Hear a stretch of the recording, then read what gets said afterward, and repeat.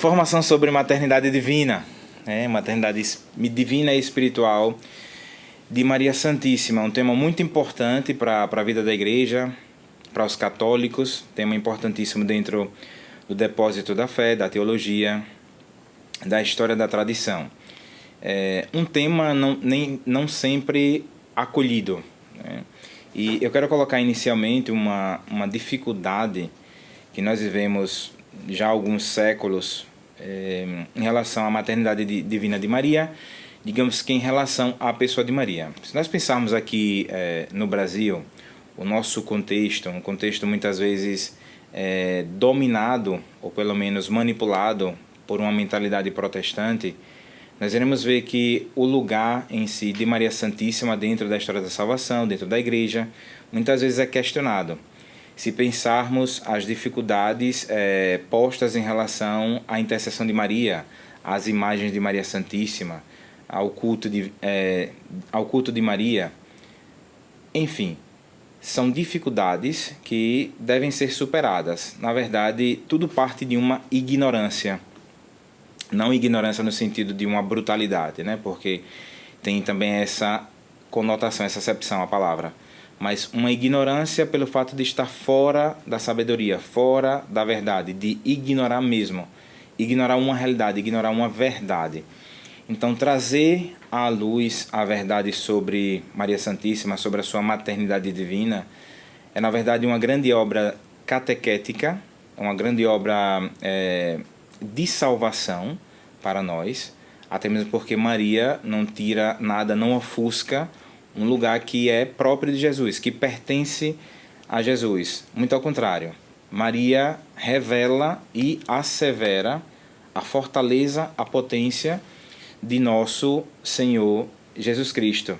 Então, maternidade divina como um caminho privilegiado para conhecermos hoje ou termos mais uma noção mais aprofundada sobre a importância de Maria Santíssima. Então, falamos sobre uma dificuldade que provém muitas vezes por ignorância dentro do mundo católico, porque também tem isso, os católicos nem sempre se distinguem por pessoas que gostam de estudar, de ler, de aprofundar. Então, as pessoas muitas vezes focam no texto, que é uma coisa muito boa, é uma coisa divina, direi, pedida por Nossa Senhora. O texto que é fonte de salvação para muitas pessoas, o texto que é algo muito simples, que infunde sabedoria dentro da nossa alma, mas não podemos ficar muitas vezes somente no texto, né? E não porque o texto não seja importante. Lógico, Nossa Senhora em Fátima pediu a oração do Santo Terço aos pastorinhos, como fonte de paz, como um cessar-fogo na Primeira Guerra Mundial. Mas é lógico que também é preciso que nós aprendamos a dar razão da nossa fé, em que nós acreditamos. E para isso nós precisamos estudar, precisamos ler, precisamos aprofundar. Quanto mais nós conhecemos uma realidade, quanto mais essa realidade se torna nossa, se torna parecida, próxima à nossa vida, temos uma maior capacidade também de poder argumentar, de poder anunciar, de poder exemplificar algo sobre tal realidade. Então existe essa dificuldade muitas vezes no meio católico, a falta de aprofundamento, de estudo, né? Uma galera que muitas vezes não gosta realmente de aprofundar a doutrina, né? Vive muitas vezes de fantasia, pensando que basta isso, e não basta. Se pensarmos todo o trabalho que foi feito pelos padres da igreja até hoje, por toda a tradição, pelos santos teólogos, que dedicaram a própria vida estudando e transmitindo para nós uma doutrina, a doutrina sobre Maria Santíssima. Se pensarmos nos concílios ecumênicos, o concílio de Éfeso, o concílio de Nicéia, concílio onde os padres se reuniram para elaborar e para definir verdades dogmáticas. Então, essa é uma parte da tradição, da história da igreja muito importante, que muitas vezes hoje nós sentimos essa falta, e não só dos grandes eclesiásticos, dos poderes, dos padres, enfim, dos bispos, mas, em geral, dos leigos. Estamos em uma era, em uma época muito importante, onde o leigo é chamado a um protagonismo. Mas para se tornar cada vez mais protagonista, além da oração, é preciso também estudar e conhecer a doutrina. Por outro lado, nós temos essa dificuldade, que foi também assinada há pouco, que é de uma mentalidade protestante, onde só basta Jesus, o importante é Jesus, imagens, santos. Nossa Senhora não, porque a ideia é essa. Se eu tenho o contato direto com Deus, por que chegar a Ele por meio de um veículo, por meio de um canal, que é um santo? Então vou diretamente a Deus. Mas essa é uma grande bobagem, porque o próprio santo é dado por Deus a cada um de nós, para que se torne um exemplo mais próximo a nós. Se eu quero aprender matemática, eu posso muitas vezes aprendê-la tendo uma pessoa que já conhece matemática e que com muito cuidado, com muito carinho, traz essa doutrina para mim. O santo é aquele que vai trazer uma verdade, a santidade, a amizade com Deus de modo mais próximo para mim. Então, o santo não vai ofuscar a divindade, a santidade. Assim como um professor de matemática não ofusca a matemática por ensinar matemática a outra pessoa. Justo? Vocês me dão razão? Então, assim, nós precisamos dos santos, porque os santos não vão, de forma alguma, interferir nesse aprendizado divino, de forma alguma. Na verdade, o que interfere é quando a nossa mentalidade, muito incapaz, não acolhe ou não aceita verdades que são realmente cruciais dentro da nossa vida, do nosso caminho. Então, duas dificuldades aí, diante desse tema, que é é muito peculiar e ao mesmo tempo muito importante para a história da igreja. Iremos utilizar a Sagrada Escritura e também o Catecismo da Igreja Católica. Aconselho que quem não tem catecismo compre um, e se por acaso algum, irmão separado, pessoas que venham a assistir esse vídeo por curiosidade ou por querer questionar ou refutar, por favor, comprem um catecismo. Primeiro, leiam o catecismo, leiam todos os padres da igreja, leiam a vida dos santos, e se depois vocês quiserem questionar ou refutar, por favor, me chamem para um diálogo. Mas, até então, acredito firmemente na verdade anunciada pela igreja até hoje. Verdade que nunca foi refutada, verdade que continua formando gerações, né? Gerações. Sagrada Escritura. Nós temos um fundamento bíblico quando falamos da maternidade divina de Maria Santíssima. Anotem aí, por favor. Gálatas 4:4. Quando chegou a plenitude dos tempos, Deus enviou seu Filho, nascido de mulher, nascido sob a lei. Então, o seu Filho, o Filho de Deus, foi enviado na carne por meio de uma mulher. Vamos guardar essa informação. Certo? Positivo. Anote aí. Gálatas 4:4. Sagrada Escritura. Depois nós temos o Evangelho de São Lucas, quando Isabel diz a Maria Santíssima: como posso merecer que a mãe do meu Senhor me venha visitar? Então vocês entendem que estamos falando da Sagrada Escritura. Se nós aceitamos a Sagrada Escritura, a aceitamos no seu complexo, na sua inteireza. Então são trechos, são passagens importantes, através das quais nós entendemos que ali existe uma verdade a ser aceita e estudada. Maria é mãe de Deus. A Escritura afirma isso. Mas dificuldade. Como é que Maria pode ser mãe de Deus se Deus é eterno? Geralmente essa é a pergunta posta, formulada muitas vezes de modo equivocado. Por quê? Porque precisamos entender uma coisa. O eterno é sempre eterno. O que vem no tempo, lógico, não é eterno. Então, como uma coisa que vem no tempo pode dar origem a algo que é eterno? Vamos para a pessoa de nosso Senhor Jesus Cristo. O erro muito grande é pensar que Maria só deu vida à humanidade, à carne de Jesus. Não é propriamente assim. Maria é mãe da pessoa de Cristo, que é a pessoa divina. Em latim se diz communicatio idiomatum, a comunicação dos idiomas, ou seja, aquilo que nós dizemos da divindade, afirmamos da humanidade, e aquilo que nós afirmamos da humanidade, podemos dizer da divindade. Quando nós dizemos que Cristo morreu na cruz, pensamos, mas se ele é Deus, Deus pode morrer? Não. O Eterno pode morrer? Não. Mas por que ele morreu? Porque o Verbo de Deus, está unido substancialmente a uma humanidade em Cristo Jesus. Então, esse é um exemplo muito clássico que nos ajuda a entender a verdade sobre a maternidade divina. Por isso que Maria é mãe de Deus. Maria não é somente mãe da humanidade, ela é mãe da pessoa. Porque se a pessoa não fosse a pessoa divina, Jesus não teria condições de nos salvar, de nos redimir. Ele assumiu, assimilou tudo, exceto o pecado na nossa vida, para de forma muito exemplar, amorosa, obediente, entregar ao Pai essa humanidade pecadora e pagar por todos nós uma dívida nossa, mas que nós não teríamos condições de pagá-la. Porque, pensemos, Deus é infinito. Uma ofensa feita a Deus é uma ofensa de caráter infinito. Mas, para que eu repare algo que é infinito, eu não tenho condições, sendo que eu sou finito. Justo?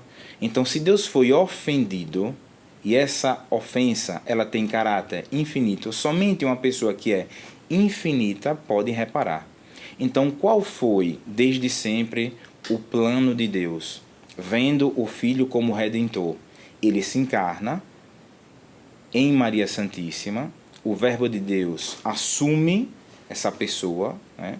Essa humanidade, se torna uma pessoa, a pessoa de Jesus, que é uma pessoa divina, e ele, sendo Deus e homem, pode reparar a essa ofensa que é infinita. Então, da mesma forma que nós afirmamos que Deus, né, que Jesus, que é Deus, morreu na cruz, enquanto que Deus não pode morrer, porque ele é eterno, né, nós afirmamos que Maria é mãe de Deus.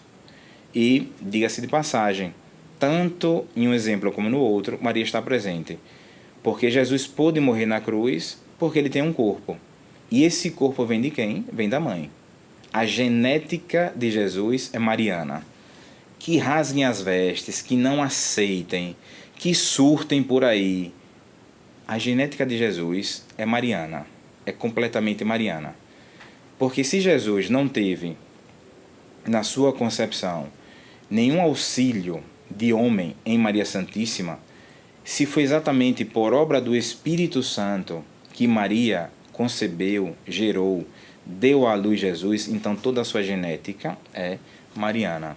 Então podemos dizer, de modo assim muito espiritual, que o rosto de Jesus é completamente o rosto de Maria Santíssima. Que quando nós olhamos para Jesus, olhamos para a mãe, de fato, não é isso? Meu Deus, não se pode separar. Assim como nós não podemos separar a água do gelo quando se derrete, não é isso? É impossível. Exatamente, nós não podemos separar Jesus de Maria, Maria de Jesus.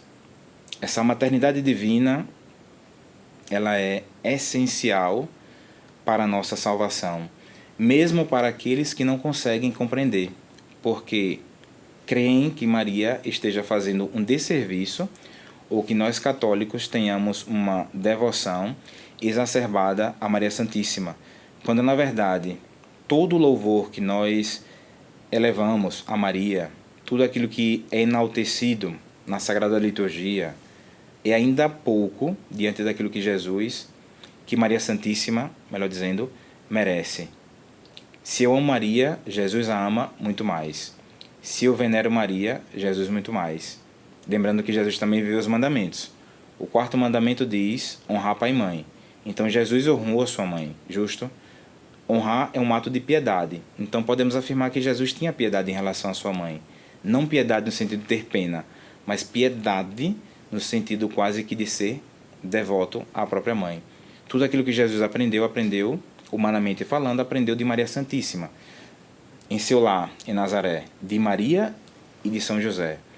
Então, não é errado, não é forçado afirmar tais verdades que se encontram na Sagrada Escritura e que se encontram no Catecismo da Igreja Católica. Vamos ler, né? Eu dei duas passagens, Gálatas 4:4, depois Lucas 1:43. Podemos recordar também a Anunciação, que é o texto clássico da entrada de Deus na história por meio do ventre de Maria Santíssima. onde se fala com muita clareza, né, ainda que de modo misterioso, da Santíssima Trindade, porque tem uma ação conjunta da Santíssima Trindade no seio de Maria Santíssima, a partir do seu sim.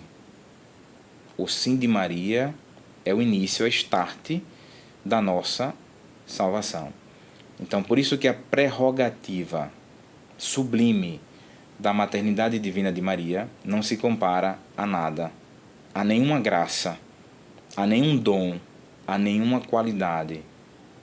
Qualquer que seja a graça, o dom, a prerrogativa que uma pessoa tenha, jamais, jamais irá se comparar à prerrogativa de ser mãe de Deus.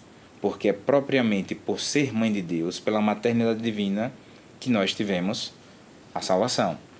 Catecismo da Igreja Católica 466, o número.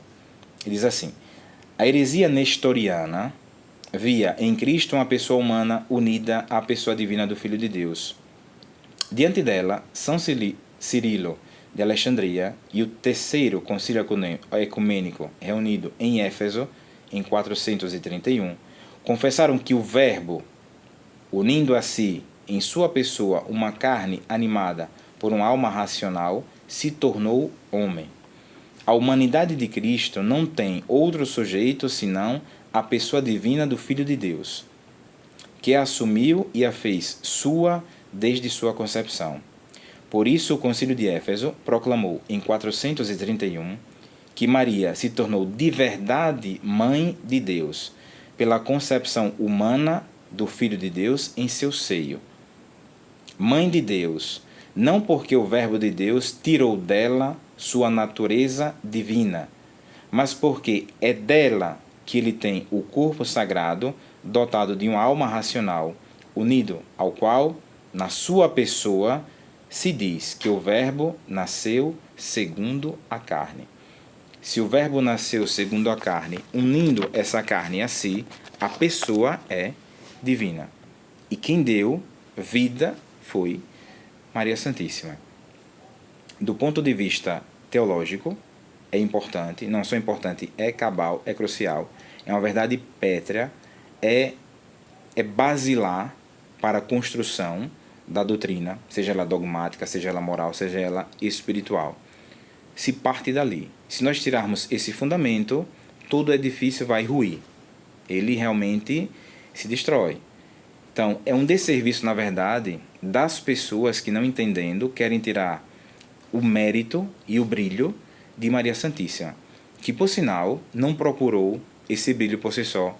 Viveu como uma mulher típica daquela época, servindo sua família, unida a Deus, fazendo do seu ordinário o extraordinário, sem nunca aparecer de modo assim exuberante para chamar a atenção, não sendo singular, até porque a graça que Maria recebeu fala por si só. Ela não precisava anunciar que era a mãe do Salvador, não era necessário. E ela sabia muito bem que o lugar central da história da salvação é de Cristo, não é dela. Mas nada tira, nada pode ofuscá-la. Por quê? Porque ela está exatamente no centro dessa história, junto com o seu filho, Jesus. Pensemos na beleza da primeira procissão eucarística, que é quando Nossa Senhora vai visitar a sua prima, Santa Isabel. Na liturgia, para nós católicos, antes de recebermos a Eucaristia, nós afirmamos: Senhor, não sou digno de que entreis em minha morada, mas dizei-me a sua palavra e eu serei salvo, né? O padre levanta a hóstia, depois o povo, a Assembleia diz, o padre diz corpo de Cristo, a Assembleia diz amém, e depois se recebe a hóstia consagrada. Mas pensemos que a primeira procissão, o primeiro anúncio, né, realmente é feito por Maria Santíssima, e que as palavras similares de Isabel nos faz recordar a liturgia. Como posso merecer que a mãe do meu Senhor me venha visitar? E ela foi. É a mesma coisa que nós afirmamos antes da Eucaristia. Eu não sou digno de que entres em minha casa, mas dizei-me a palavra e eu serei salvo. A salvação entrará, mesmo eu não sendo digno. E é isso que Maria Santíssima faz. Mesmo nós não sendo dignos dessa mãe, ela continua anunciando, levando, proclamando a salvação, que é o seu filho, que não é ela, mas é o seu filho. Quanto mais então nós abrirmos o nosso coração a Maria Santíssima, essa salvação entrará dentro da nossa alma. Maternidade divina e, conjuntamente a isso, a maternidade espiritual de Maria, que em uma outra passagem, estamos no capítulo 19 de São João, quando aos pés da cruz o Senhor dá, àquela mãe o filho, que é João, e dá a João aquela mãe, que é Maria Santíssima. Ali se completa a maternidade espiritual de Maria Santíssima aos pés da cruz. Maria, que no seu parto não derramou sangue, porque o parto foi virginal, assim como o sol passa através de um vidro, né? Jesus passou por Maria Santíssima, deixando intacta a sua virgindade, né? Então, como é belo entender que naquele momento foi um parto virginal. Maria não derramou sangue. Foi um êxtase de amor. Foi uma proclamação de graça. Foi uma bem-aventurança. Foi um brilho de glória. É Deus que sempre age na história. Aos pés da cruz, a dor foi muito grande. Aquele parto de Maria foi muito doloroso. Então, a sua maternidade espiritual, levando em consideração todas as passagens da Escritura. Aos pés da cruz nós temos o ápice dessa doação de Maria, do seu sim e da aceitação a se tornar mãe da humanidade. Mas é todo um caminho, é toda uma preparação, é uma peregrinação na fé, na maturidade, na entrega, na recepção positiva dos pedidos que Deus vai fazendo. E ali, digamos que Maria estava completamente madura, perfeita, perfeitíssima, como sempre foi, mas do ponto de vista humano, né? Madura para receber todos aqueles filhos que Deus pedia que ela desse vida, que ela acolhesse. Então, a maternidade espiritual de Maria está ligada totalmente à sua intercessão. Porque se Maria não só perdoou, mas acolheu aos pés da cruz aqueles que estavam crucificando seu filho, o que é que ela não faz por cada um de nós? Se Maria entende perfeitamente o seu lugar e a sua importância no plano da salvação, como que não é desenvolvida a sua intercessão? De modo sublime, de modo inalcançável. Portanto, a compreensão da sua maternidade divina e espiritual está perfeitamente conectada à sua intercessão. Ela sabe muito bem o poder dado por Deus, entregue, colocado em suas mãos, e ela exerce tal poder como um serviço para a salvação de todos os filhos que somos nós. Então, como é lindo entender que a intercessão de Maria não encontra jamais cansaço nem pausa. Meu Deus, que coisa maravilhosa. A intercessão de Maria não encontra cansaço nem pausa. Anotem, porque essa é uma frase minha, viu? Sai da minha cabeça agora. Então isso é muito importante, porque depois, o padre copiou, não copiei de ninguém. Pelo menos nunca li em nenhum lugar. A intercessão de Maria não encontra pausa nem cansaço.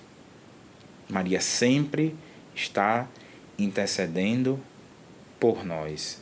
Sempre. Dentro desse tema, eu quero colocar algo que é muito importante em relação à virgindade e ao parto virginal de Maria Santíssima. E eu quero lançar uma pergunta, na verdade. Recentemente foi feita uma postagem dentro do nosso Instagram, e aí algumas pessoas assim que eu até desconsidero, né? Porque provavelmente, talvez ignorantes ou enfim, não conhecedoras muito da verdade, acabam colocando lá comentários que assim, às vezes não vale nem a pena a gente ler, mas as heresias também servem para que a gente desenvolva a doutrina. E como a doutrina já está toda desenvolvida, porque o depósito da fé já está completamente fechado em si mesmo, né? Mas existe um desenvolvimento que de dentro para fora vai mostrando verdades, né? Em cada época, verdades que são úteis para os homens de cada tempo, não é isso? Então, o padre está delirando, o padre bebeu muito dessa vez, um parto virginal, e por que isso? E por que aquilo? Mas eu vou fazer uma pergunta. Nós acreditamos que Jesus, no dia da ressurreição, ele ressurge, né? E ele sai do túmulo sem passar pela porta, sem passar pela pedra. A pedra foi rolada depois, né? A própria ressurreição de Cristo é uma explosão, né, de amor, de luz, de força, semelhante à força de uma bomba atômica. Então Jesus sai, depois aquela pedra é rolada, né?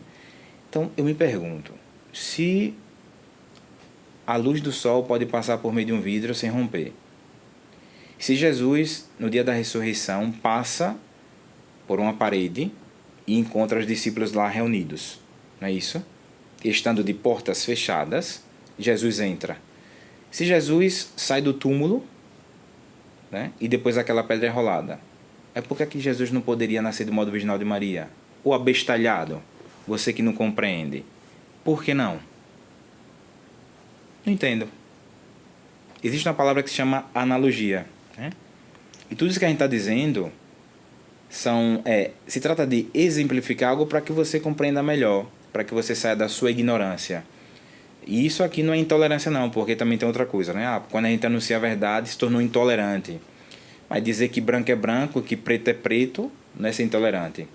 É um serviço de amor àqueles que são ignorantes, né? E é que a gente tem paciência, na verdade, né? Então tudo bem, se Jesus pode então atravessar uma porta, uma parede, o túmulo, então por que é que não poderia passar deixando Maria intacta na sua virgindade? Mas padre, por que isso é muito importante? Porque são os sinais de Deus. Porque são os sinais de Deus. Quantas vezes nós temos que repetir? São os sinais de Deus. Porque se ele não fizesse assim, não seria Deus. Se fizesse coisas somente humanas que você pode compreender, se fizesse coisas humanas que você somente pode questionar, se Deus tivesse que pedir permissão a você, obviamente não seria Deus, justo? Então Deus faz coisas que nós não compreendemos porque são mistérios. Não aceito. É problema seu. Se não quiser aceitar, tudo bem. Mas essa é a verdade. Da importância dos sinais do Senhor, sinais que Ele dá para que a gente siga uma luz, para que a gente siga um caminho que é importante. E esse caminho, a seta desse caminho, é indicado por Maria Santíssima. Maria sozinha vence todas as heresias. Por quê? Porque tudo aquilo que não a leva em consideração, tudo aquilo que está fora do contexto do Verbo encarnado, da pessoa de Jesus Cristo, é falso. Tudo aquilo que não inclui Maria Santíssima é falso. Então Maria é a prova da verdade cabal sobre nosso Senhor Jesus Cristo. É a mãe. Interessante. Quem é que mais defende o filho? A mãe. Quem é que serve para comprovar que aquele filho existe? A mãe. Não nasceu de paraquedas. Então, exatamente funciona como nosso Senhor Jesus Cristo. Quem é que pode comprovar a verdade sobre aquela criança? A mãe. E Maria é digna de confiança, de crédito. Isso é importante.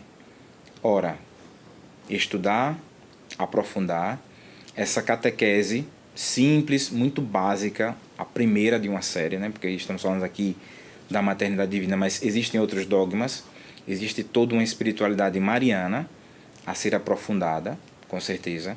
Essa catequese foi pensada para esse mês de maio, para você que vai assistir nesse mês fantástico dedicado a Maria Santíssima. Que Deus te abençoe, que você possa cada vez mais conhecer, amar Maria Santíssima, se aprofundar na doutrina sobre Maria Santíssima, e que isso você se torne cada vez mais um louco de amor por Maria Santíssima. Que você tenha o texto nas mãos, com certeza. Nunca deixe de usá-lo, mas que você possa, além do texto, do rosário que você reza, dedicar alguns minutos durante esse mês de maio, para aprofundar um pouco mais a doutrina sobre Maria Santíssima. Se é verdade que o seu triunfo acontecerá, e já está acontecendo, porque não é um ato final somente, o triunfo do coração imaculado de Maria está acontecendo. Então nós temos que estar dentro desse triunfo.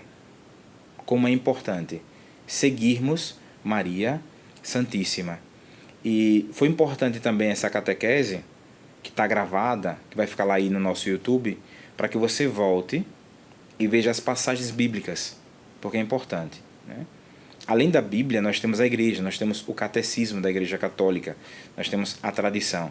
Mas é importante também entendermos que parte da Escritura, da Sagrada Escritura, a verdade sobre Maria Santíssima, Mãe de Deus. Viva a Mãe de Deus e nossa. Viva Nossa Senhora. Que belo. Que você se torne cada vez mais um filho de Maria. Se você não é, então tem espaço, viu? Tem espaço. Venha. Seja filho dessa mãe, que é muito bom, é maravilhoso. Ter identidade, ter uma genética mariana. Meu Deus, que coisa maravilhosa. Venha, tem sempre espaço e, sobretudo, aprofunde. Aprofundando a doutrina sobre Maria Santíssima, você estará aprofundando algo que é essencial para a sua vida. Imaginemos um filho que é educado sem mãe, um filho que nunca conheceu a mãe, um filho que não tem genética. Não é possível, justo?